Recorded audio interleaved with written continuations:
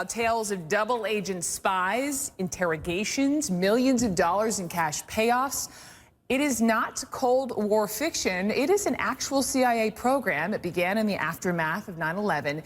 And the goal was this: to recruit terror detainees at Guantanamo Bay and turn them into double agents, then to kill terrorists. The Associated Press first broke the story, which tells how the CIA used cash and promises of family protection to try to convince these recruits to turn against Al-Qaeda.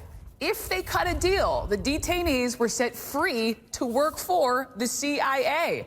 And CNN national security analyst Bob Baer is a former CIA operative, and he had some personal experience with the program. So, Bob, great to have you on to talk about this here. I mean, paint the picture for me, because were you one of those who sat in front of these Gitmo detainees to try to figure out who would be a good candidate and who would be a bad one? How did you go through that process?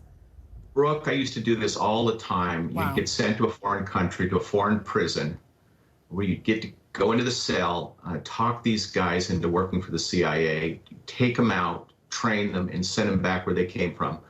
It's standard operating procedure for any spooks to do this. Every intelligence service in the world does this, goes into prisons, trolls, what you have. The problem, of course, is reliability. What do these guys do when they get out, when they're put back in the pond?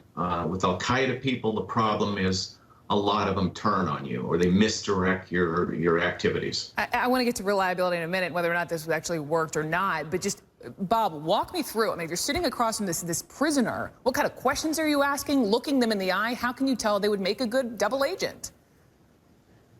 Well, you spend a lot of time with them. You offer them a lot of things, a lot of money, sometimes millions of dollars. You start questioning them. You go into their families, their backgrounds.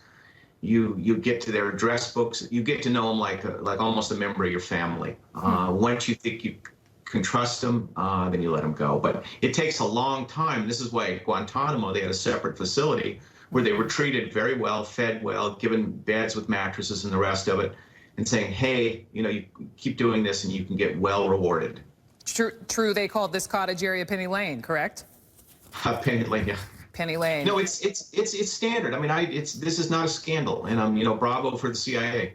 So back to your issue of reliability, though, because obviously the risk is if you say, you help us, we help you, you set them free. The risk is you never hear from them again, or even worse, they kill Americans. Was the gamble worth taking?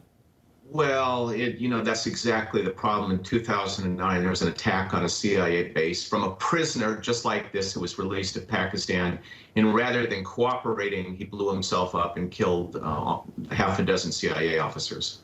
Yeah, so the risk is enormous. Bob Baer, thank you so much. Appreciate you today.